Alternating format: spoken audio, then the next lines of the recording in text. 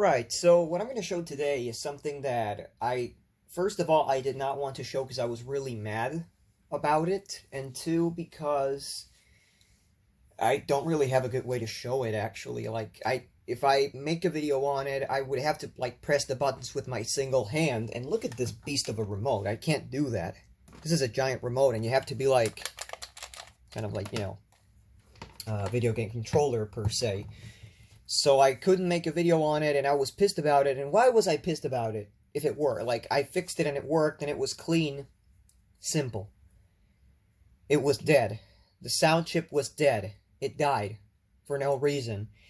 And today, I shoved batteries in it, and it works. It actually works just fine. So a little backstory. I got this one a couple of years ago in one of those collectors meetup. And it was pretty much both models, this one and the yellow one. There's actually one that's yellow.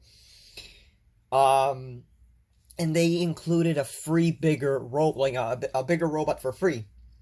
What was that bigger robot? The Electronic Patrol Robot, or Rex, the Rex robot, pretty much as we called it.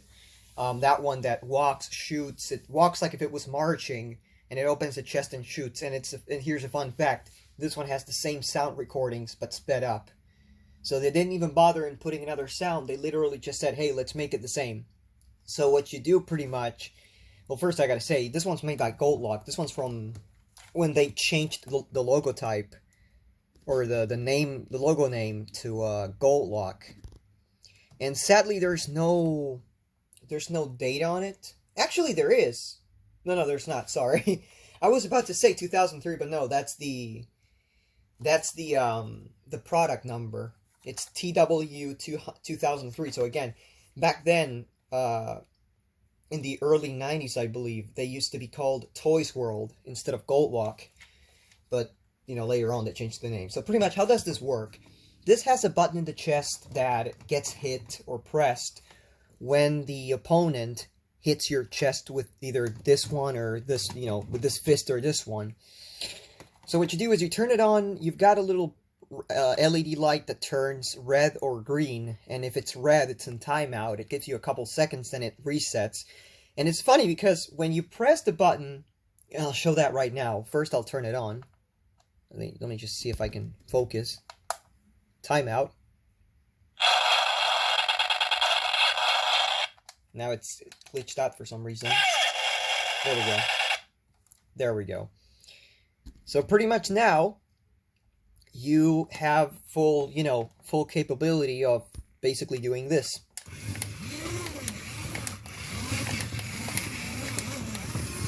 You can control it as you wish, turn it as you wish, make it dance around the floor, whatever.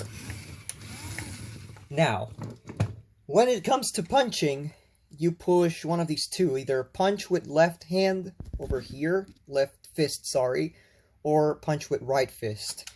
And this is pretty much what you do. This is with the left fist. And this is with the right fist.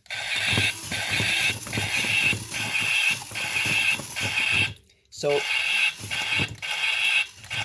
it's either gonna punch or make like a jab. I think it's called jab, where it goes like that. Now, if you press the now, I'll just keep this close by. If you actually press this, it's going to do this.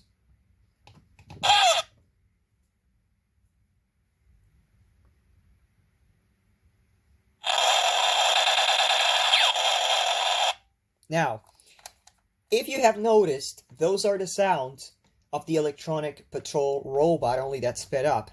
When it punches, it makes the sound of the robot when it's supposed to walk, when it's in, walking mode, so to speak.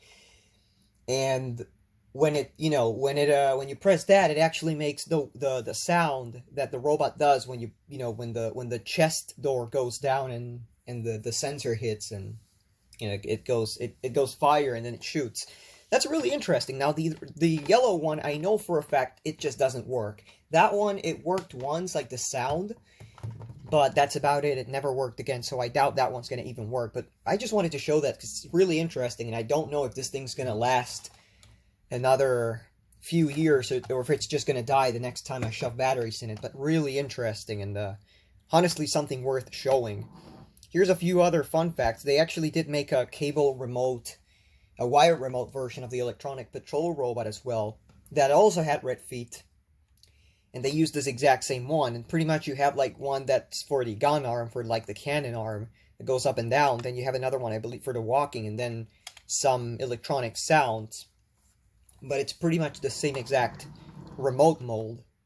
Really interesting. So, yeah, that's about it. I mean, if you want to get one of these fixed, you will have to aim for many things that are annoying and a true butthurt. Pretty much there's gears, there's like 10-tooth gears in the feet.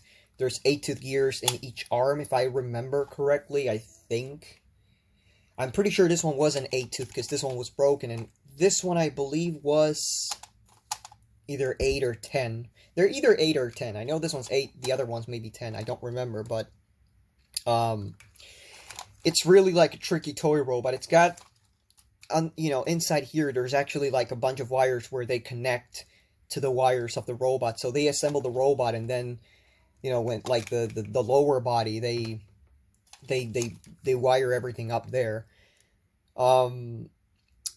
It's got rivets like any Goldlok quality toy. It's really just a horrible thing they do. They have rivets in that serve as foot joints. But of course on this one I did have to put nails afterwards. In fact, this one has a little retainer piece that I made, which I don't even know why the hell I kept it there. It looks really bad, but you know, that's about it.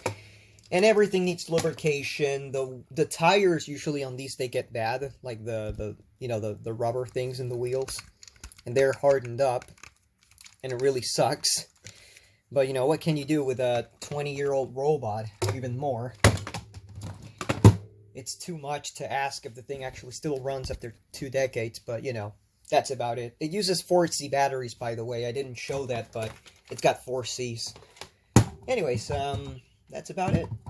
There we go. Oh, damn it.